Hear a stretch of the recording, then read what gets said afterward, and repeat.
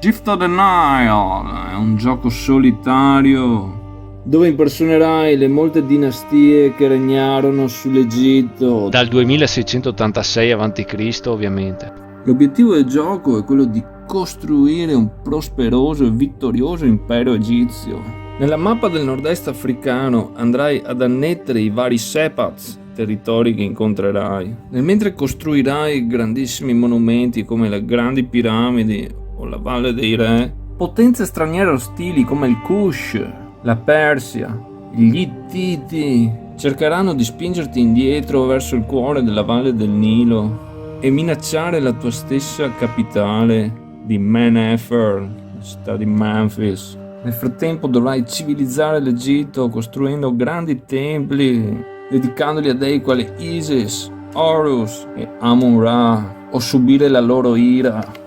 E infine, decadenza ed incesto distruggeranno la tua dinastia greco-tolemaica che ha dato i natali a Cleopatra, oppure trionferai e resisterai a Roma. Il tuo posto nella storia dipenderà dalla tua abilità di costruttore di imperi e da un pizzico di fortuna.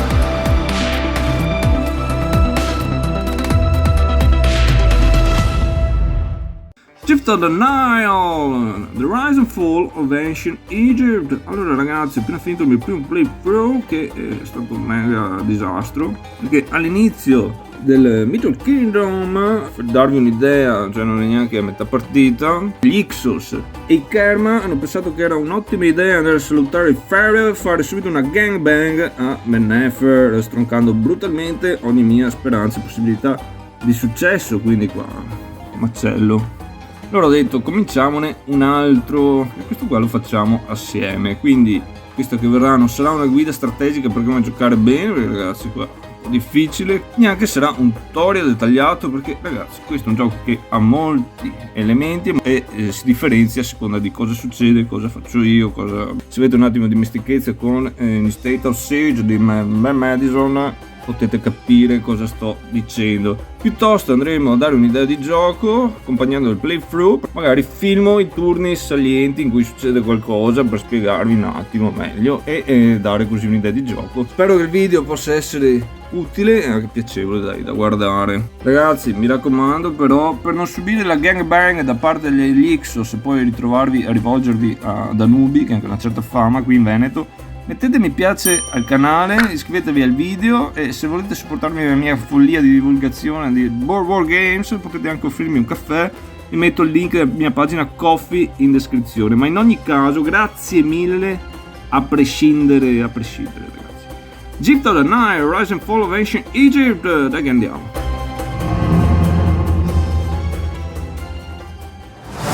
Pronti qua, iniziamo. Abbiamo fatto il setup. Analizziamo un attimo la mappa. Come vedete ci sono vari percorsi, 5 per esattezza, ognuno di un colore. Tutti i percorsi portano a Menefer, la nostra capitale, il cuore praticamente del nostro regno sarebbe Memphis. Da Memphis noi sappiamo, conosciamo cosa c'è nelle zone adiacenti, fattispecie la forza delle popolazioni locali e la risorsa di cui quella zona è ricca, insomma.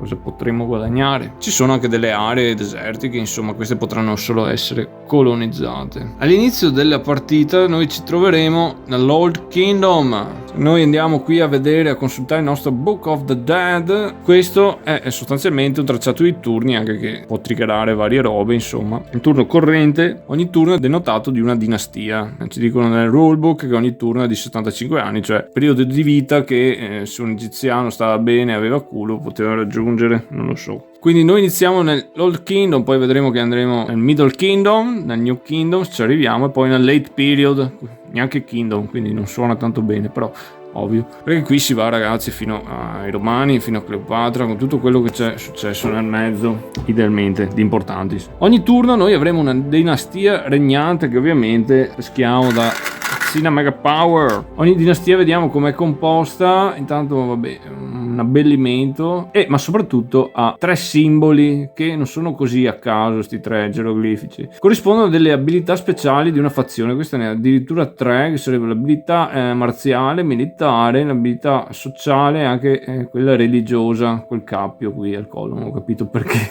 quella religiosa così. Comunque questa ha tutto, e infatti ci dice che l'Old Kingdom inizierà con un bang, cioè predefinita la dinastia più forte, la lettera A, la più forte di tutte. Durante l'Old Kingdom, che praticamente sono quelli in blu, sono i primi 10 turni di gioco, noi andremo ad espanderci su questi tracciati, ok? Conquistare nuove terre, colonizzarle, costruire templi e prendere risorse fino più possibile, più è meglio è. Poi il gioco si trasformerà in uno state of siege all'inverso, nel senso che poi cominceranno a spawnare popolazioni ostili da cui dovremo difenderci, dinastie rivali, insomma. Quindi ci sarà una fase di contrazione, state of siege però che si divide in varie fasi, un attimo come era anche in The Mission magari o in altri giochi di questo tipo. Questo qua è un sistema rivisitato di un vecchio gioco di Madison che si chiama Mound Builders. Inutile, ragazzi, vi spiega tutto quello che vedete e c'è nella mappa, vi spiegherò un po' alla volta, ma anche come dovete imparare a giocare questo gioco. Non potete prendervi il manuale e leggervelo tutto di filata perché non capireste assolutamente niente. Essendo un gioco procedurale, andate avanti, man mano imparate, vedete anche dal manuale cosa succede, imparate nuove cose, così funziona qua, almeno per come l'ho sempre vista io. Quindi anche per questo, piuttosto di fare un tutorial, meglio fare un playthrough guidato dove magari si vede qualcosa, ovviamente non tutto, probabilmente solo una minima parte, però intanto avete un'idea. La Dynasty Phase nel primo turno non si fa perché abbiamo già la nostra Dynasty che è best of the best. Poi ci sarà la Nile Phase, ragazzi, qua Gift of the Nile, il Nilo è al centro di tutto il discorso qua. Questo cosa sta a significare? Astrattamente praticamente è la parte dove noi guadagniamo risorse, vediamo quante robe abbiamo per il turno in corso. Nello specifico sono segnate nel nostro track qui del Granary. Ragazzi, le monete qua sono arrivate tardi, nel III secolo avanti Cristo, non lo so. Quindi qua la ricchezza era misurata praticamente in risorse, in benessere, grano, oro, ok? Che per noi si tradurranno in punti azione. L'oro è una risorsa che può essere usata al posto di punti azione. In qualsiasi momento dove noi andiamo a spendere punti azione possiamo pagarli in oro. Non possiamo fare viceversa perché delle cose ci richiederanno proprio l'oro. Allora, nell'Old Kingdom, dove ci troviamo ora, quindi andremo a tirare 3 di 6, ragazzi. 3 di 6 per il gioco servono, che non sono previsti nella scatola. Di questi 3 andremo a togliere il più basso. Nell'Old Kingdom potremo utilizzare l'abilità del nostro Pharaoh, che al momento si trova sempre in capitale di solito, spendendolo e quindi posizionandolo sulla casella Pharaoh Unavailable per permetterci di scegliere uno dei 2 più bassi da eliminare, ok? Poi capiremo perché è forte sta roba. Però non lo facciamo perché qua al solito abbiamo culo e sono tutti e 2 dello stesso valore, quindi togliamo un 3. La differenza tra questi 2 dadi sarà i punti azioni che guadagniamo. Vedete che c'è proprio culo, partiamo bene, insomma. Quindi 1 action point. Poi cosa dobbiamo fare? Dobbiamo sommare questi 2 dadi, quindi 4 più 3 fa 7, per verificare la trade good list che è qua nel bottom del nostro Book of the Dead. Vediamo che ogni numero denota una serie di risorse. Nel 7 abbiamo il granito, il rame, il chesi, il lino. Se noi abbiamo accesso a una di queste risorse, guadagniamo un punto azione extra per ogni tipo di cui abbiamo accesso. Anche se abbiamo 30 graniti non importa, un punto azione perché abbiamo l'accesso al granito. All'inizio però ragazzi, ragionevolmente non abbiamo accesso a niente perché noi siamo appena nati, ci stiamo espandendo. Come si fa ad avere accesso a una roba? O ne controlli 2 dello stesso tipo, oppure ne devi controllare una e deve essere templed. Vedete, ogni sepat tiles, questo si chiama sepat tiles, sepat sarebbe posti, stilemi, ogni retro della sepat tiles può essere templed, vedete, ha un tempo. Se abbiamo il tempo la controlliamo, quindi abbiamo accesso. Poi qua ci sono vari simboli, robe che scopriamo man mano. Come potete ben capire, quindi all'inizio non controlliamo niente perché ci stiamo espandendo e quindi abbiamo 0 punti action in più. Poi ragazzi potremo guadagnare oro, però è fatica perché bisogna controllare queste regioni qui nel Upper Egypt. Mi pare di aver capito che lo chiamavano Upper Egypt perché praticamente l'acqua del Nilo scorreva dall'alto verso il basso e quindi qua è l'Upper Egypt. Invece il basso Egitto, che sarebbe quello a nord, invece erano alla rovescio. Va bene, comunque bisogna controllare il Wawat e l'Irt Jet. In questa fase qua guadagneremo oro, però ragazzi è molto distante, è anche molto difficile poi mantenerla in futuro. Più avanti poi se controlleremo il Wast, questa area ricca dove costruite queste cose qua, insomma, che conoscete tutti bene, a Valere e sto Ipet Itzut, potrebbe verificarsi che ci fossero dei High Priestess, abbiamo i grandi sacerdoti che sono corrotti e ci fregano anche oro, ma non lo so, non l'ho vista verificarsi, ve la dico per sentito dire al momento. Capite, qua c'è tanta roba e può succedere, non è detto neanche che succeda. Comunque se non avessimo guadagnato neanche una P da AP Action Point, ragazzi, io chiamerò AP, non avessimo guadagnato neanche una P da prima, noi ne riceveremmo sempre comunque uno, tanto per compensazione, se il Nilo non è stato generoso, diciamo. Questa è la Nile Phase, ma poi c'è la God Phase, questi dei. Sempre tazzina Mega Power, abbiamo un po' di gente, ne peschiamo uno e dobbiamo lanciarlo sul tabellone, perché sono double faces, e qua deve essere random la cosa. Oh, chi è venuto fuori? Ptah, il dio dell'architettura, della costruzione. Vedete quante robe si imparano qua. Andiamo a posizionarlo qua nella casella degli dei. Allora, come sono fatti questi dei? Tutti hanno un simbolo qua. In questo caso Ptah ha sta roba che praticamente denota una sua abilità speciale. Ptah è anche buono, insomma, come roba, però sono anche i dei che rompono le scatole. Praticamente questi potrebbero influenzare i vari tracciati in generale, ve lo dico così, in positivo o in negativo. In positivo però solo se abbiamo un tempio, ok, dedicato a loro, proprio dedicato a loro. Per esempio, non si potrebbero guardare secondo me, ma non c'è scritto. Comunque nel back di ogni cosa ha un tempio. La lettera corrisponde a chi sarebbe dedicato quel tempio. Questa a Bastet praticamente, ed è a gatta dei gatti, non lo so. Se avessimo un tempio dedicato a un determinato dio ci darebbe dei bonus in quel tracciato, che un declino per l'avversario, quindi sarebbe indebolito. Oppure potrebbero essere un rise, cioè che gli avversari in quel tracciato sono più forti, e anche per esempio le cose indipendenti sono più difficili da conquistare. Il bonus negativo generalmente avviene solo in tracciati dove non abbiamo templi dedicati a quel dio, perché insomma è infuriato. Invece se ce li abbiamo dappertutto è compiaciuto, insomma, quindi ci lascia anche stare. Ma potrebbe essere anche robe che hanno effetto su tutti i tracciati, sia positivi che negativi. Insomma, qua i gods, gli dei sono imprevedibili, ragazzi, molto capricciosi. Comunque Ptah, suo specifico, ci darebbe un bonus in un tracciato dove abbiamo un tempio di Ptah, ovviamente. Ovvero, se nel tracciato in cui abbiamo più templi di Ptah possiamo costruire un tempio spendendo solo un action point. Generalmente ci costa quanto il suo valore qui di forza. Se quel tempio per sbaglio è un tempio dedicato a Ptah, viene fuori, puoi andare a cascata e provare ancora. Okay, quindi praticamente adesso non ci fa un tubo sto Ptah, perché siamo ancora in nascita, in espansione, stiamo ancora scoprendo le cose. Buon ragazzi, dopo ci sarebbe una fase che nel Old Kingdom non c'è, che è la Casti Evolution. Casti cosa sono? I nemici, le robe ostili, qua possono cambiare, andare avanti, rompere le scatole, insomma robe brutte, che dipende da varie cose e anche per esempio anche le simbologie qui, vedete, cioè ci sono tutti questi geroglifici ovunque, non è tanto per bellezza, è anche bello, però servono. Però adesso abbiamo la Magneto Phase, cioè dobbiamo tirare un dado, un D6 ragazzi, un 1, fantastico, lo andiamo a sommare al numero della nostra dinastia corrente, quindi 3 più 1 in Egitto fa 4. Dobbiamo consultare le Chronicles of Manetho. Allora 4, aiuto, vediamo subito un simbolo qua ragazzi, non promette nulla di buono. Infatti quel simbolo là bisogna andare a consultare il rulebook per capire, vedete qua quanta roba c'è, tutti questi geroglifici, roba, significa sacrifici umani. Praticamente qua gente primitiva prefaraonica si divertivano alla grande, perché qua siamo al nostro inizio, ma in effetti anche questi eventi qua poi sarà difficile tipo i primi rifarli, perché man mano che vai avanti con le dinastie probabilmente andrai a tirare qua e qua. Infatti succedono cose di diverso tipo, vedete che la distribuzione è diversa, è una scelta intelligente di design questa mi sembra, e tematica. Comunque questa cosa comporta a noi? Che perdiamo un action point, fantastico, cioè il nostro primo turno è un disastro completo. Bene, poi ci sarebbe una Casti Advanced Phase ragazzi, tanto qua Andy Dandy Player Raid, vedete noi siamo qua.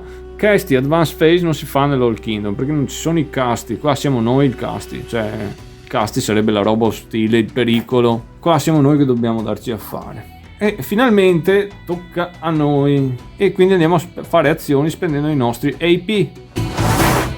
Allora questi ragazzi è tutta la lista di azioni che possiamo fare, tanto per darvi un'idea, tanta roba, no? Comunque non preoccupatevi perché al momento possiamo fare quasi un tubo. Tantissime sono condizionali, nel senso prima devi fare qualcosa per poter accedere a quello, oppure devi trovarti in un determinato periodo, oppure dovete avere, vedete qua, l'Iteros Track, noi al momento siamo i geroglifici, siamo presi così. Alcune cose si possono fare solo quando siamo in Hieratic e alcune dovremo essere in Demotic o in Coptic.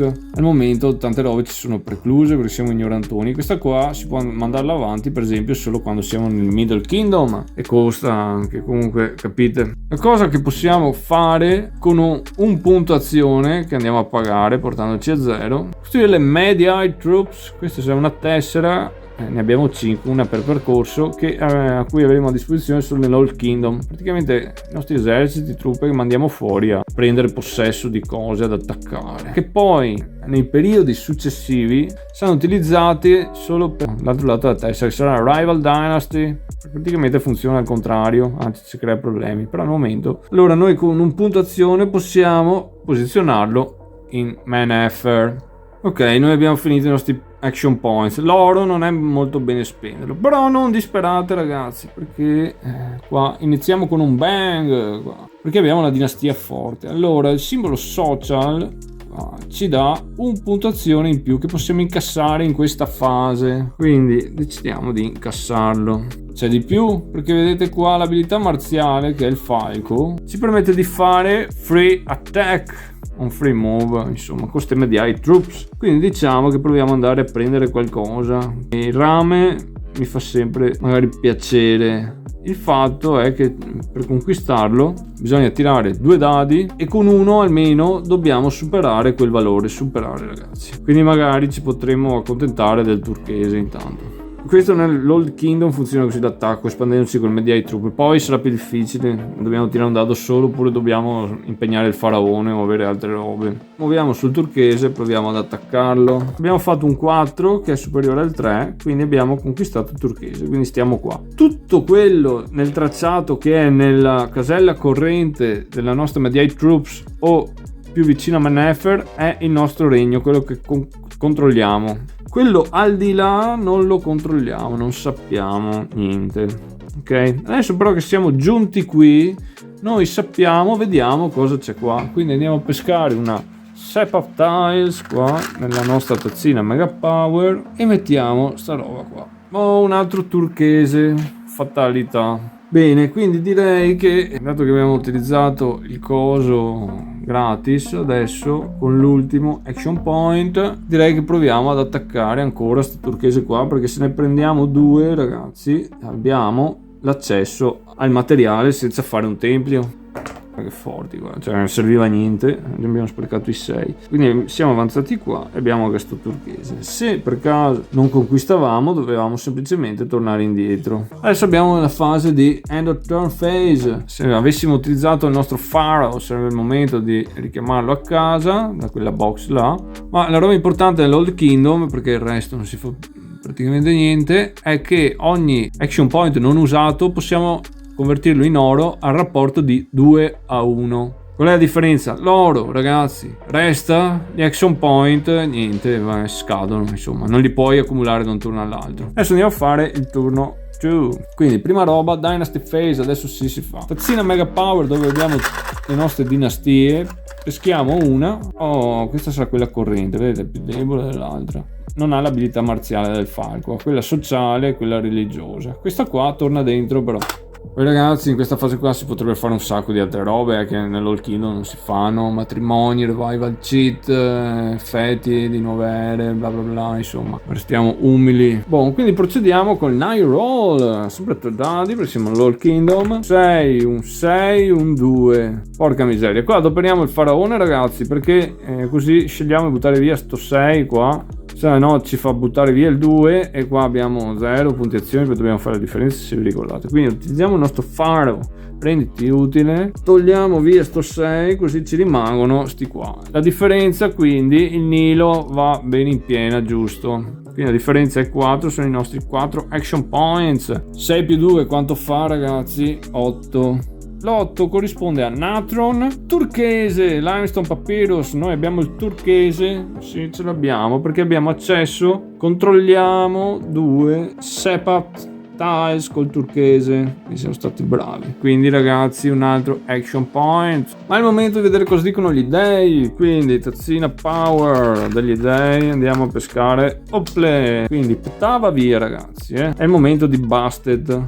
Qua problemi, nel senso, una roba positiva e una roba negativa. Allora abbiamo un decline che per noi è favorevole, che normalmente è tenuta qua, in questa box qua, quando non è in uso. Mettere questo decline qua in un path, uno dei sentieri, dove abbiamo un tempio dedicato a Busted. Non ne abbiamo neanche uno, quindi lei è arrabbiata.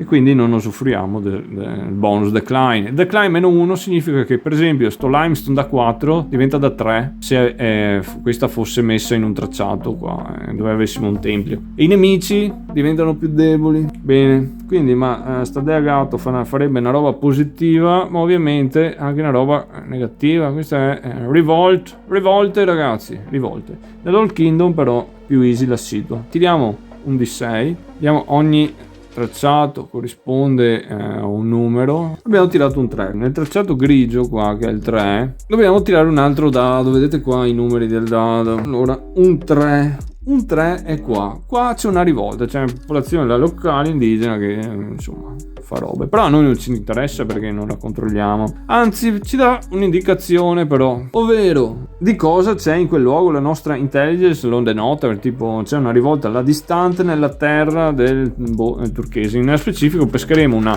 sepat tiles e la metteremo più avanti nel tracciato. In sto caso qua però ragazzi, qua non ci va assolutamente niente. Vedete qua c'è il deserto, non c'è niente qua. Infatti anche quando siamo avanzati fino a qui, non abbiamo pescato una sepat tiles perché le aree desertiche possono solo essere colonizzate con un'azione. Quindi proseguiamo. È il momento delle Chronicles of Manito, quindi tiriamo il nostro die che è un 5, dinastia corrente, è la quarta dinastia, tra parentesi perché parto dalla terza dinastia, perché è la prima testimoniale, cioè le prime due erano mitologiche, credo, troppo antiche per sapere. 5 più 4 fa 9, nella stele qua di Maneto è il 9 ragazzi, è qua, vediamo, abbiamo un triangolo, cioè un rombo col papyrus. Quella sarebbe una roba buona se noi controllassimo il papyrus, perché praticamente per ogni seppa che noi controlliamo con quella risorsa, basta solo controllarla, prendiamo puntuazioni in più. Boh, è il momento di andare alla action phase. Quindi action phase abbiamo 5 puntuazioni, vediamo di divertirci. Come prima roba, andando a 4 potremmo mettere le mediate troops qua, ok, poi mandandoli a 3 proviamo ad attaccare il copper, vediamo se abbiamo culo. Oh che bello, un bel 6. Il 6 vuol dire che ci va bene e quindi abbiamo il copper. Allora, dato che anche fare i templi è una roba buona, noi possiamo nell'Old Kingdom spendere il nostro Pharaoh per piazzare un tempio al costo di 1. Siccome la nostra Dynasty anche simbolo del cappio al collo, cioè forte religiosamente, possiamo farlo per costruire un tempio al costo di 1, anche così, che è cosa che faremo. Oltretutto abbiamo anche il simbolo social qua di social media e quindi questo ci dà un AP in più che possiamo incassare nella fase azione. Quindi incassiamo il point, con questo point fare subito un tempo là, in modo che ci guadagniamo accesso al coso. Perfetto, allora qua un bel tempio dedicato a T, che è Tot, il nostro Tot. Oltre a questo dobbiamo, ragazzi, andiamo a vedere, scoprire cosa c'è a Utwaret. A Utwaret c'è il lino, ragazzi. Allora, per mia esperienza è bene costruire un tempio in ogni tracciato almeno, anche perché poi i templi, ragazzi, sono forti perché si possono difendere da soli e questo sarà importante più avanti nel gioco. Quindi proviamo a prendere un'altra Mediae Troops, quindi andiamo a 2 punti azione e avanziamo sul Papyrus. Dai, proviamo a prendere quel Papyrus da 3. Diamo un punto azione andando a 1 e tiriamo 2 dice. Ok, abbiamo fatto un 4, un 5. Andiamo a vedere cosa c'è là. Qua troviamo il grain. Bene, io direi che adesso spendiamo il nostro Pharaoh per mettere un temple sul Papyrus, prendendo 1. Un bel tempio a Ra. Boh, siamo stati bravi, adesso andiamo a fare la fase di bla bla bla bla bla. Ci vediamo più tardi, dai, che qua avete capito come può andare un attimo la storia. Oh, ragazzi, adesso la divinità è Tot, abbiamo pescato Tot. Noi abbiamo un tempio di Tot qui e quindi va a influenzare questo tracciato. Qua sarà più facile fare robe. La rivolta è fallita perché è stato determinato lo spazio qui, che è il country box di una popolazione nemica, quindi a noi non ci interessa. Però nella Chronicles of Manito cos'è venuto fuori? È venuto fuori Chronicles of Manito, è venuto fuori l'otto, che è un sole, cioè siamo nella Golden Age. Poi la roba del granito, vabbè. Cosa significa quindi la Golden Age? Il decline o i rise si applicano a tutti i paths, quindi ottimo. Oltretutto i mega projects, ragazzi, di cui parleremo presto, che sono quelli che ci permettono di costruire questi grandi monumenti, costano solo 2 AP e oltre a farci spendere il Pharaoh. Oltre a questo possiamo salvare gli action point a fine turno in gold con rapporto di 1 a 1. Intanto guadagniamo un punto social, perché qua direi che approfittiamo della Golden Age, insomma, subito per andare a acquistare un mega project.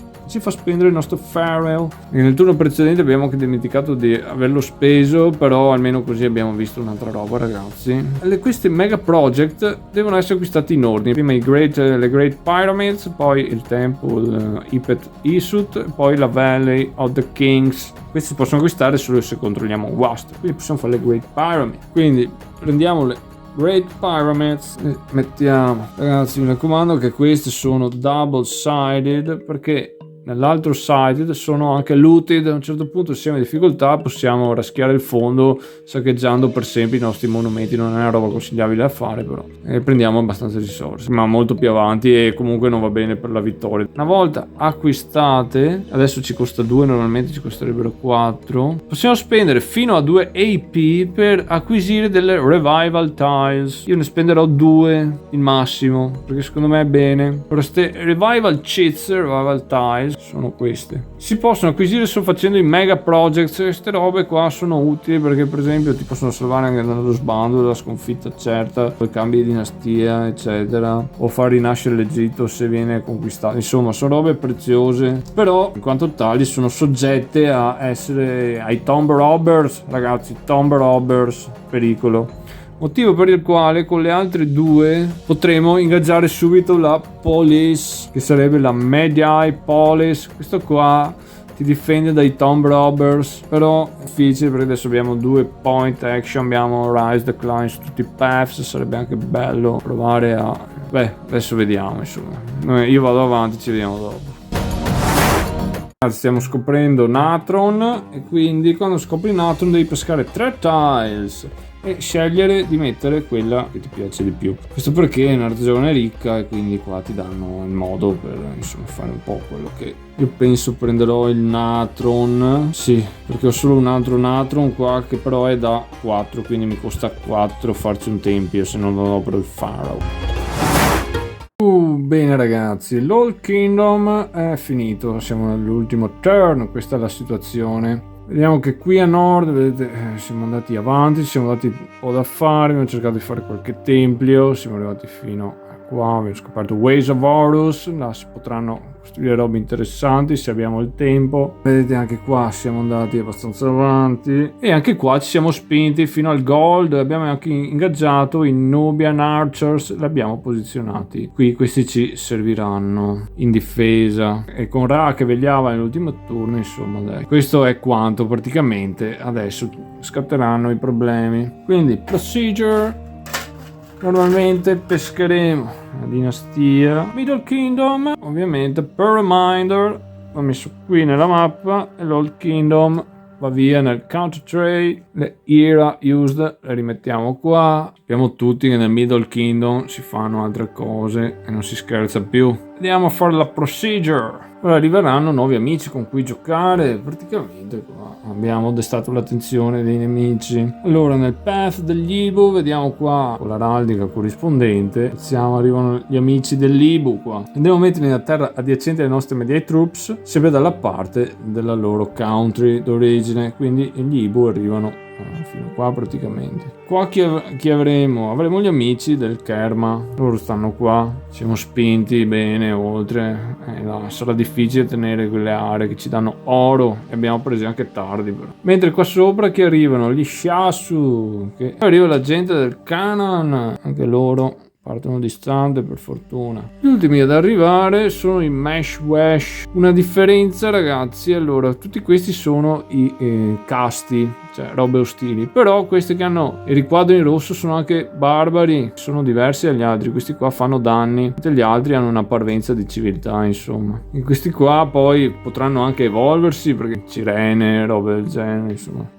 Quindi ce ne sono vari ed eventuali e questi arrivano qua. La gente qua adesso comincerà a rompere le scatole. Altra cosa che succede è le mediate troops, ragazzi, bisogna toglierle, non ci servono più le mediate troops, è finita l'era di questi signori. Questi tornano nel counter trade, verranno utilizzati per il loro retro. Infatti adesso queste saranno utilizzate come rival dynasty e avranno anche un valore. Quando succederanno rivolte sarà l'ora di piazzare sta roba qua, praticamente altre dinastie che cercano di usurparci, prendere il trono, delle divisioni interne. A volte saranno delle rotture di scatole, a volte potrebbero essere anche positive se succede questa cosa oltre i nostri confini, i nostri domini. I nostri domini al momento sono segnati dalla posizione dove si trovano i casti, la roba ostile. Tutto quello che è al di qua dei casti verso Mennefer è il nostro impero, quello al di là non lo controlliamo. Quando vediamo qua, se avete intuito, cioè amici nuovi che possono venire, tutti questi sono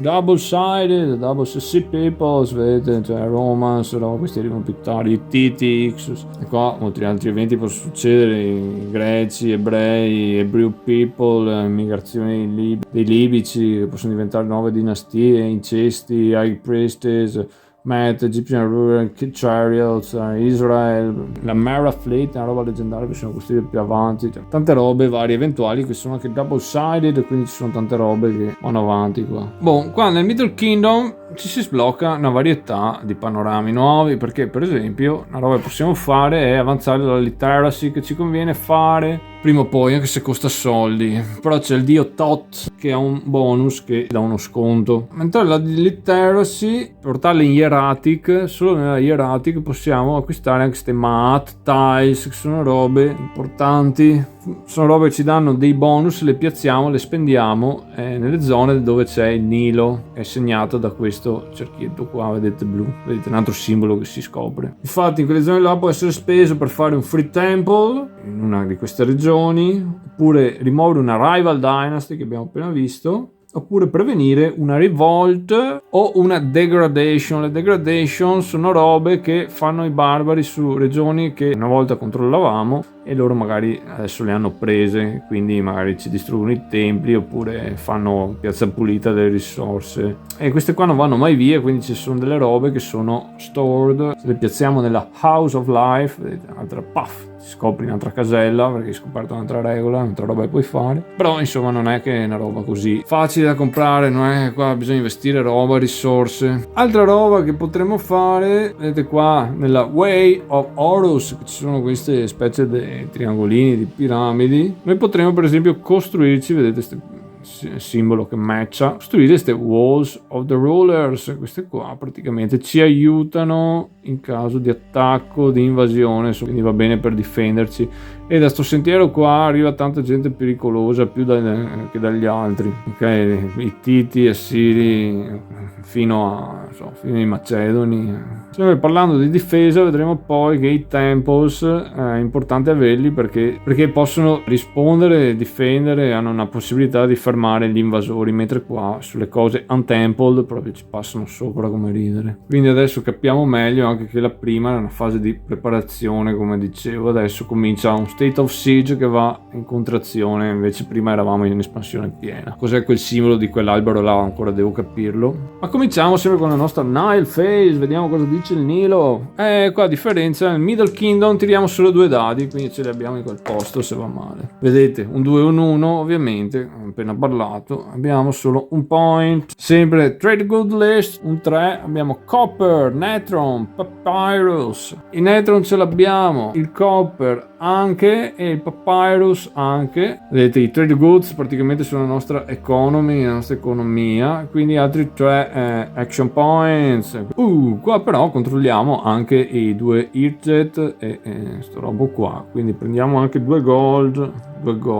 Anzi, vedete qua prima era secco perché ho ingaggiato i Nubian Archers, che sono degli heroes che ci costano 2 gold e quindi ho dovuto spendere. Poi quando li compri vanno nella Hero Box, loro con un punto azione puoi piazzarli in una land della mappa. Se li vuoi piazzare in Mennefer ti costa 2 in più, quindi 3. Questo perché? Perché è un segno di debolezza per il faraone portare l'esercito nella capitale, quindi un po' di sconvolgimento. Questi qua cos'è che ti servono? Per difenderti praticamente, o per attaccare con efficacia. Infatti se tu li piazzi in una casella dove ci sono i nemici, puoi attaccare con un modificatore di +1 al tiro di dado, modificatore.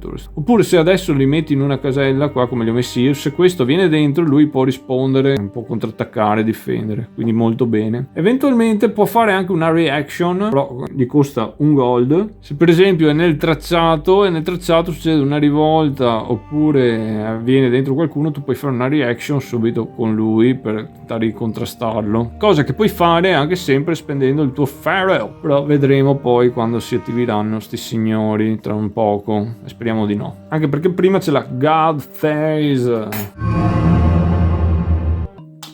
Oh, il momento di Horus, piazzerà. Allora, il signor Horus chiede se abbiamo un tempio a lui dedicato. Ce l'abbiamo, ragazzi. Abbiamo qui nel nord un tempio, una regione ricca di granito dedicato a Horus, e questo è ottimo perché qui quindi sono in decline, loro sono deboli. Vedete il Canaan qua praticamente vale 1 adesso. Anzi, a un certo punto queste terre qua potremmo anche conquistare le terre straniere, cioè quindi è un'altra fase di... È dinamico il discorso qua, sì, loro ti attaccano, poi tu puoi contrattaccare. Il problema è che bisogna aspettare più avanti perché bisogna essere sempre con la literacy, bisogna essere in Demotic o in Coptic, cioè Conquer Foreign Lands, ok? Quindi è difficile, bisogna aspettare tanto, e qua la gente diventa sempre più forte perché loro, abbiamo visto, non sono statici, perché presto di là probabilmente arriveranno gli Ixos e quelli là sono senza pietà.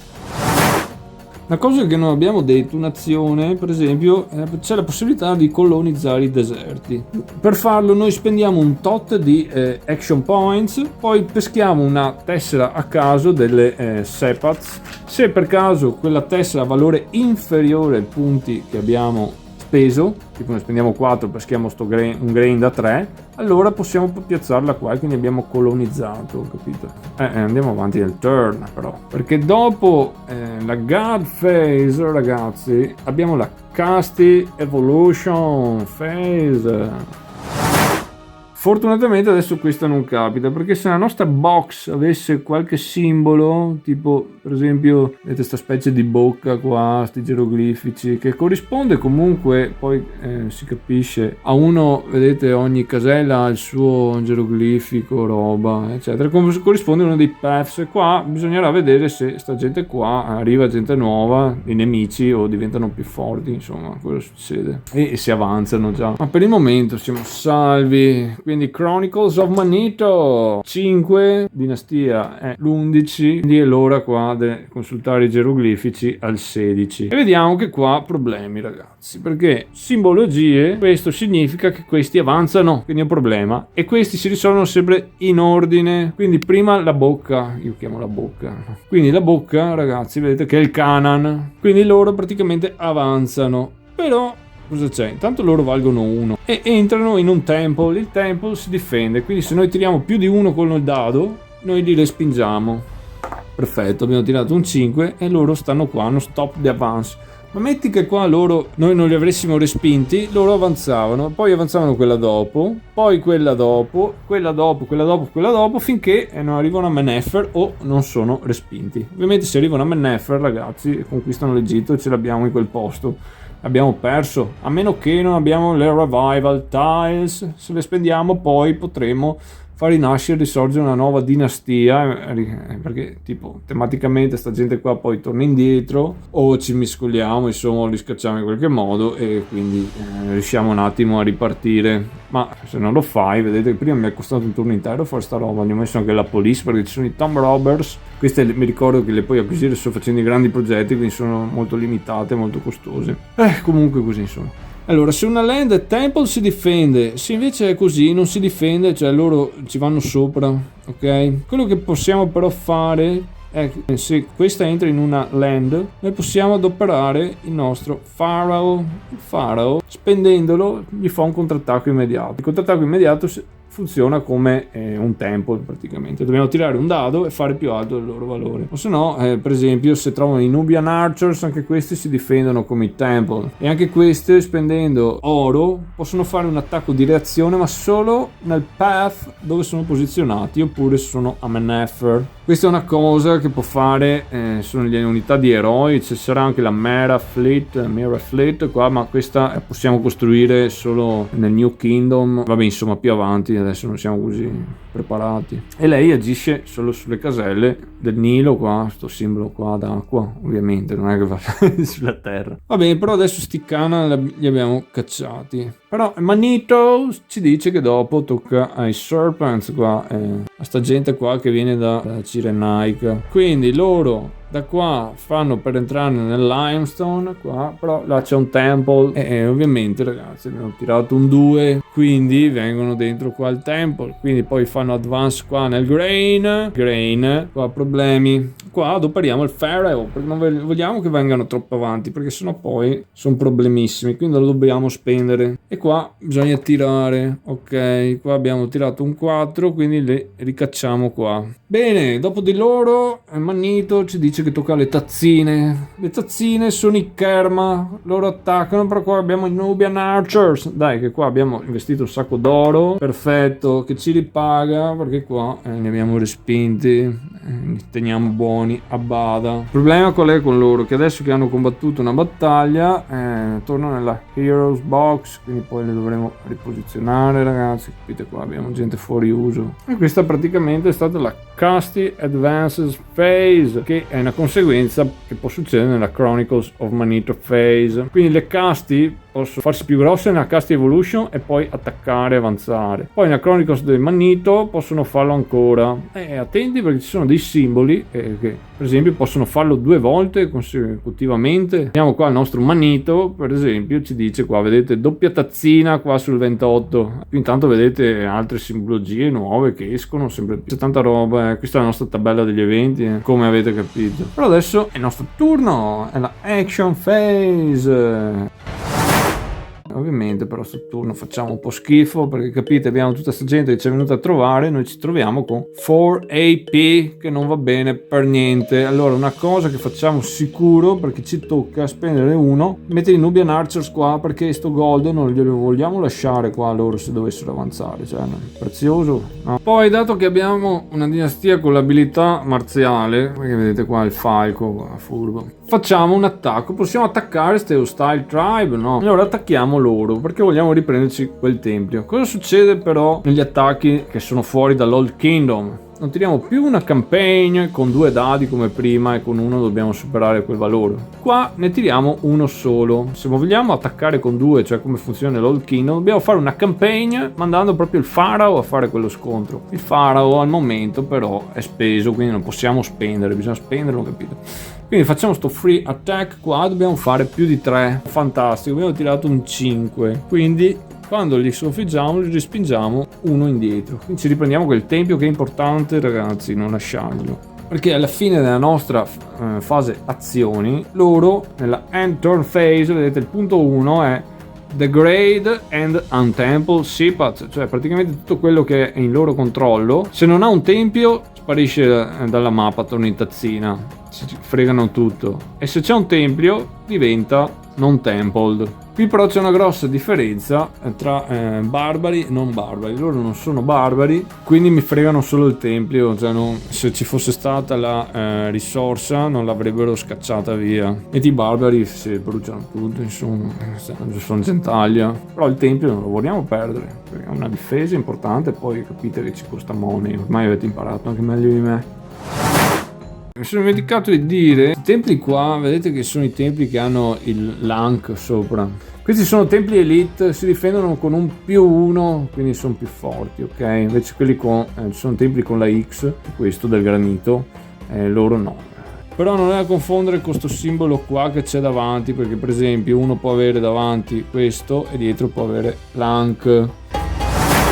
Dato siamo nel Middle Kingdom, un'azione che si può fare solo nel Middle Kingdom è costruire il Walls of the Roller. Questo si può costruire ovunque, però ci costa 6. Se noi lo costruiamo qua nella Ways of Horus, dove ha il suo simboletto, o all'estremo sud qua a Swenet, anche qua c'è il simboletto, ci costa invece 5. Questo cosa fa? Quando uno stile sta per entrare noi lo ribalziamo automaticamente indietro, però questo lo spendiamo, lo potremo ricostruire in futuro. Questo può essere costruito ovunque, quindi anche qua per esempio, a parte a Menefer. Un'altra roba che stoppa l'avanzata nemica, la Marriage Tile, possiamo prenderla solo nel New Kingdom. Adesso non siamo così raffinati nella diplomazia. Più avanti, quando saremo in Demotic o in Coptic, se ci arriviamo, potremo anche invadere terre straniere qua.